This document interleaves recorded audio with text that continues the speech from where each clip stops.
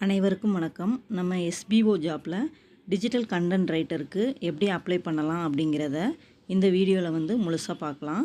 இப்போ உங்களோட ஐடியை ஃபஸ்ட்டு லாகின் பண்ணிக்கோங்க.